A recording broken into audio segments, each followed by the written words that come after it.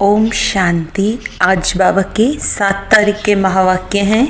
बाबा ने कहा, मीठे बच्चे, रावण ने तुम्हें बहुत पीड़ित किया है। अभी तुम भक्तों का रक्षक भगवान आया है तुम्हारी पीड़ा को दूर करने। रावण ने तुम्हें बहुत पीड़ित किया है। अभी तुम भक्तों का रक्षक भगवान आया है तुम्हारी पीड़ा को दूर करने।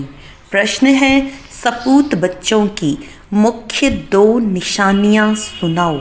सपूत बच्चों की मुख्य 2 निशानियां सुनाओ।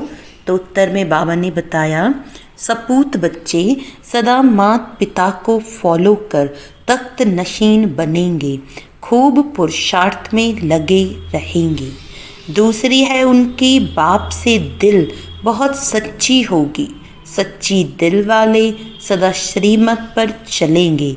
अगर अंदर में सच्चाई नहीं तो याद में रह नहीं सकती।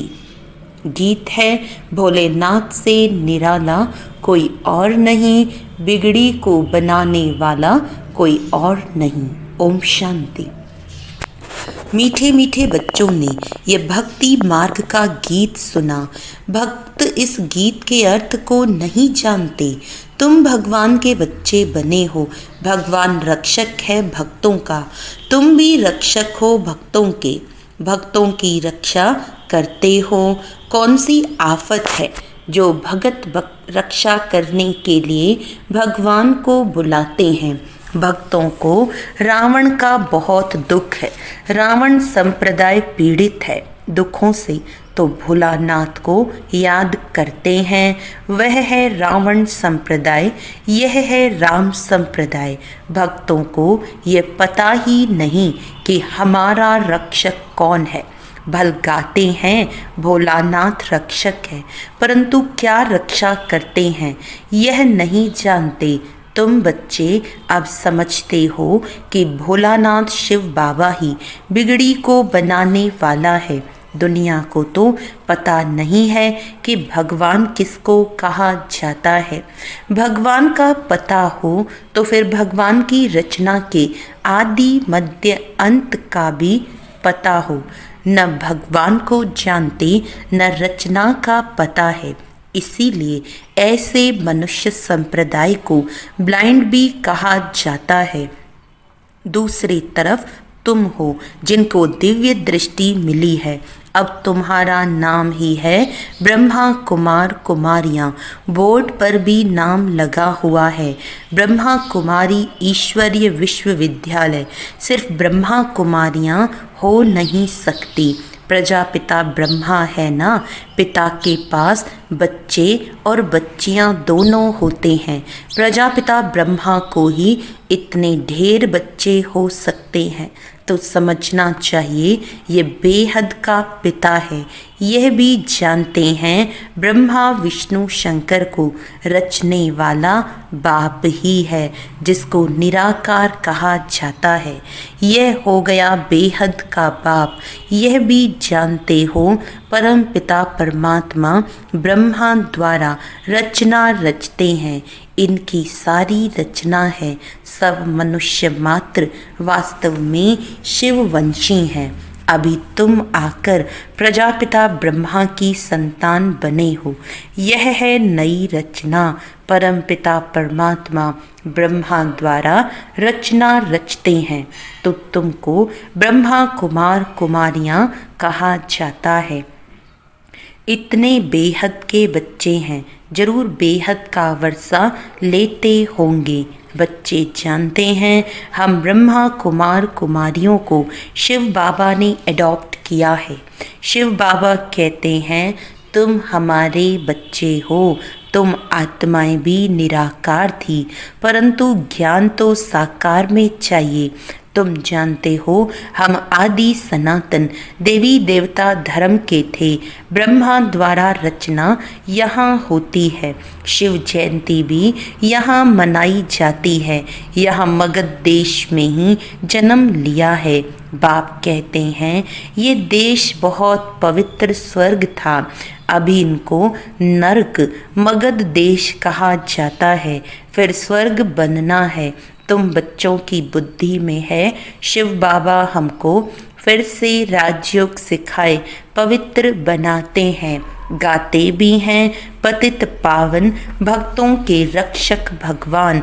भक्त ही पुकारते हैं, पतित होते भी अपने को पतित समझते नहीं है। बाप समझाते हैं तुम सभी पतित हो। पावन दुनिया सतयुग को, पतित दुनिया कलयुग को कहा जाता है। बाप तुम्हें सब राइट बताते हैं।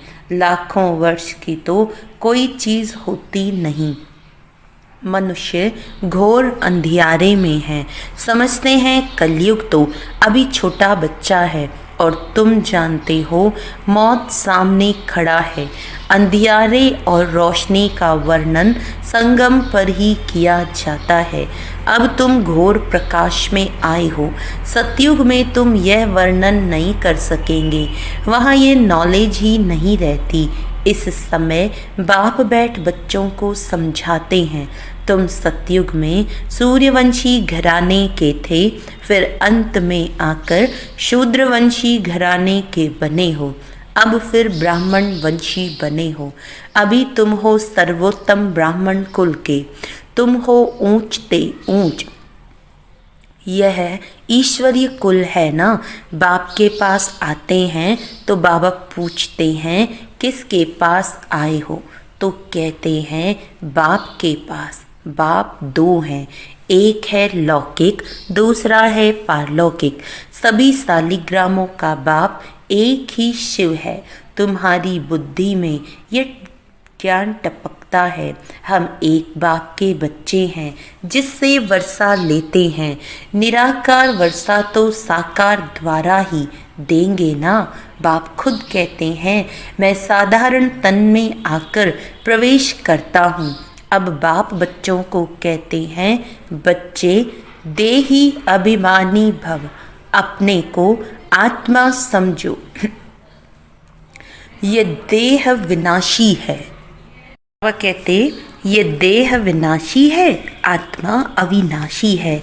आत्मा को ही 84 जन्म लेने पड़ते हैं, न कि देह को। देह तो बदलती रहती है, फिर दूसरे मित्र संबंधी मिलते हैं। अभी आत्मा को बेहद के बाप से वर्षा लेना है, परम पिता परमात्मा द्वारा। तुम ही सुनकर फिर धारण करते हो। संस्कार तुम्हारी आत्मा में है, आत्मा में ही संस्कार रहते हैं। ऐसे नहीं कि शरीर के संस्कार कहेंगे, नहीं, तुम्हारी आत्मा के संस्कार तमो प्रधान है, उनको अब चेंज करना है। काया कल्पतरु कहा जाता है। काया कल्प वृक्ष समान बनती है, आयु भी बड़ी रहती है। तुम जानते हो यहाँ तो आयु बहुत छोटी रहती है। छोटी आयु में ही बैठे बैठे अकाले मृत्यु हो जाती है। अभी तुम काल पर विजय पाते हो, वहाँ काल कभी खाता नहीं, अकाले कभी शरीर नहीं छूटता। तुम जानते हो अब ये शरीर बूढ़ा हुआ है, इनको छोड़कर नया लेना है। शरीर छोड़ने समय भी बाजे बजते हैं, जन्म लेने समय भी बजते हैं, वहाँ रोने की बात ही नहीं। तुमको भ्रमरी का मिसाल भी समझाया है। तुम हो ब्राह्मण ब्राह्मणियाँ, ब्राह्मणी और भ्रमरी राशि मिलती है। जो काम भ्रमरी करती है वही तुम भी करते हो। वंडर है ना। भ्रमरी का दृष्टांत कछुओं का, सर्प का, ये सब शास्त्रों में है। सन्यासी आदि भी ये मिसाल देते हैं। अभी तुम बच्चे बाप द्वारा ये सब समझ रहे हो। वह तो हुआ भक्ति मार्ग पास्ट का गायन, इसका फिर बाद में गायन होगा। इस समय ही बाप इस तन में आते हैं। इनको यानी ब्रह्मा को भगवान नहीं कहा जाता है, वह तो फिर अंधश्रद्धा हो जाती है। ऐसे भी मनुष्य हैं जो राम को कृष्ण को भगवान समझते हैं, कृष्ण के लिए राम के लिए भी कह देते वह तो सर्वव्यापी है। कोई कृष्ण पंथी कोई राधे पंथी होते हैं, राधे पंथी वाले कहेंगे सर्वत्र राधे ही राधे है, कृष्ण पंथी कहेंगे जिधर देखो कृष्ण ही कृष्ण है, राम पंथी राम ही राम कहेंगे, समझते हैं राम कृष्ण से बड़ा है, क्योंकि राम को त्रेता में और कृष्ण को द्वापर में ले गए हैं। कितना अज्ञान है। अब बाप तुम बच्चों को समझा रहे हैं। कितने ढेर ब्रह्मा कुमार कुमारियां हैं, जरूर बेहद का बाप होगा। तुम कोई से भी पूछ सकते हो, कभी नाम सुना है प्रजापिता ब्रह्मा का? बाप ने स्वर्ग की नई रचना रची है, गाया भी जाता है ब्रह्मा द्वारा ब्राह्मण। जब तक तुम सब ब्राह्मण ब्रह्मा की मुख वंशावली नहीं बने हो, तब तक दादे से वर्षा ले नहीं सकते। बेहद के बच्चे बेहद का वर्षा बाप से ही लेते हैं। लिया था बरोबर बरोबर स्वर्गवासी थे, अभी नरकवासी बन गए हैं। अब फिर प्रजापिता ब्रह्मा द्वारा परमपिता परमात्मा विष्णुपुरी स्वर्ग रच रहे हैं। कितना सहज है।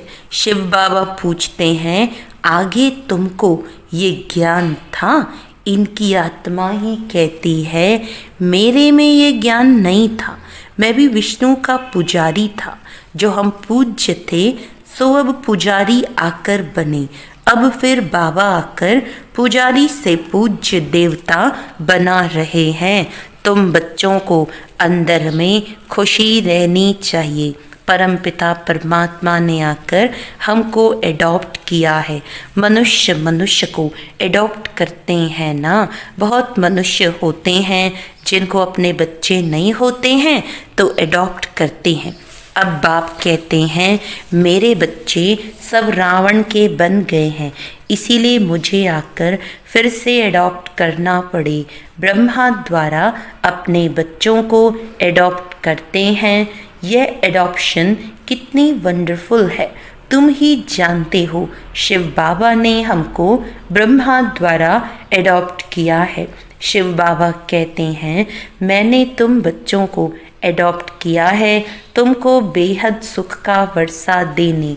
ये ब्रह्मा तो दे नहीं सकते, यह भी मनुष्य है ना।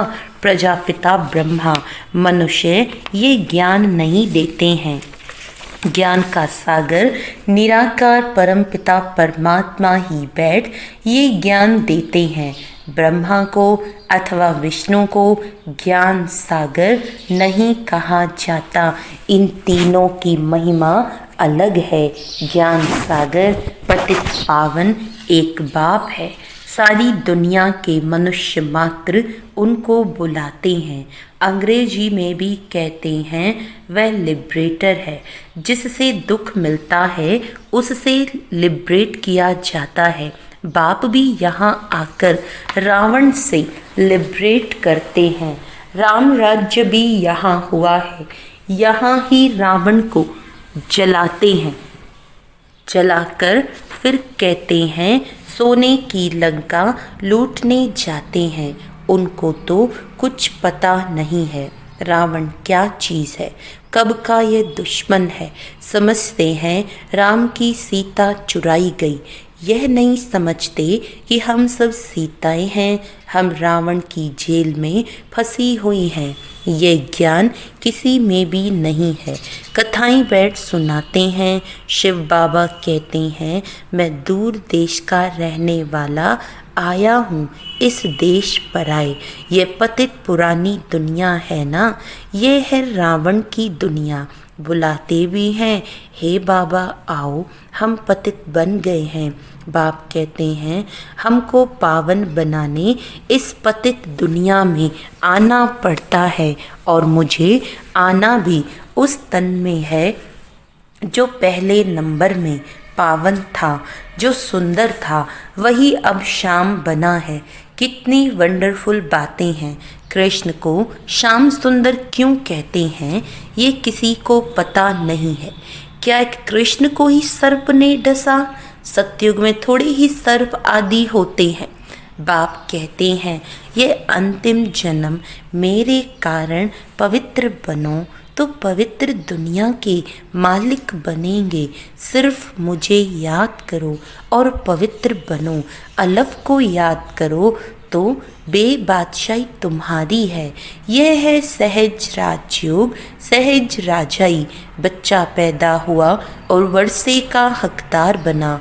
यहाँ भी बच्चे जानते हैं कि हम बाप के बने हैं तो स्वर्ग की राजाई के हम हकदार हैं। अब बाप कहते हैं सतो प्रधान से तुम तमो प्रधान बन गए हो, फिर सतो प्रधान बनना है। योग और ज्ञान सिखाने में 1 सेकंड लगता है। बच्चा पैदा हुआ और वारिस निश्चय किया तुम बाप के बने हो तो राजधानी का वर्षा तुम्हारा है। परंतु राजा रानी सब तो नहीं बनेंगे। यह है राजयोग। राजा रानी प्रजा साहूकार गरीब सब चाहिए। इसीलिए रुद्र माला भी बनी हुई है जो भक्ति मार्ग में जपते हैं। तुम जानते हो हम राजयोग सीखने आए हैं। माता पिता को फॉलो कर पहले पहले सूर्यवंशी चंद्रवंशी बनेंगे। सपूत बच्चे वह जो माता पिता को फॉलो कर तख्त नशीन बने। पुरुषार्थ खूब करना चाहिए। बाप कहते हैं मुझे याद करो तो करते नहीं, श्रीमत पर चलते नहीं हैं। अंदर सच्चाई नहीं है। सच्ची दिल हो तो श्रीमत पर चलते, बाप को याद करते रहें। श्रीमत पर ही तुमको दादे से वर्षा मिलता है। ब्रह्मा स्वर्ग का वर्षा दे नहीं सकते। दादे की कमाई पर पौत्रे का हक रहता है। बाप की कमाई के बच्चे भागीदार बनते हैं तो हकदार हैं। यहाँ तुमको शिव बाबा से वर्षा मिलता है। ज्ञान रतन बाप से मिलते हैं। तुम जानते हो हम ब्राह्मण ही सो फिर देवी देवता बनेंगे। जगदम्बा कौन है? बाप समझाते हैं ये ब्राह्मणी थी, ज्ञान ज्ञानेश्वरी थी, फिर राज राजेश्वरी बनती है। तुम भी ऐसे बनते हो। अच्छा मीठे मीठे सिखिलदे बच्चों प्रति माता पिता बाप दादा का याद प्यार और गुड मॉर्निंग। रूहानी बाप की रूहानी बच्चों को नमस्ते। हम रूहानी बच्चों की रूहानी बाप दादा को याद प्यार गुड मॉर्निंग, नमस्ते नमस्ते नमस्ते जी। धारणा के लिए मुख्य सार है आत्मा में जो तमो प्रधानता के संस्कार हैं उन्हें याद के बल से चेंज करना है, सतो प्रधान बनना है। आत्मा में जो तमो प्रधानता के संस्कार हैं उन्हें याद के बल से चेंज करना है, सतो प्रधान बनना है।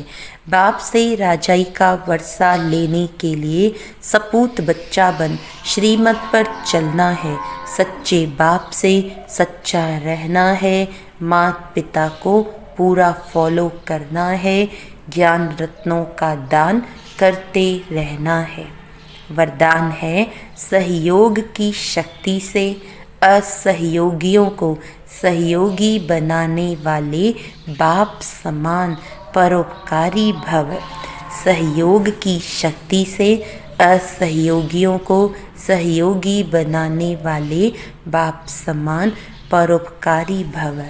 सहयोगियों के साथ सहयोगी बनना यह कोई महावीरता नहीं है, लेकिन जैसे बाप अपकारियों पर उपकार करते हैं ऐसे आप बच्चे भी बाप समान बनो।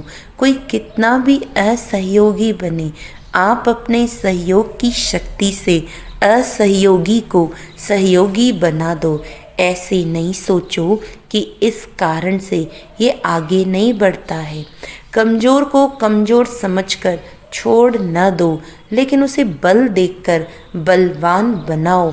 इस बात पर अटेंशन दो तो सर्विस के प्लान्स रूपी जेवरों पर हीरे चमक जाएंगे, अर्थात सहज प्रत्यक्षता हो जाएगी।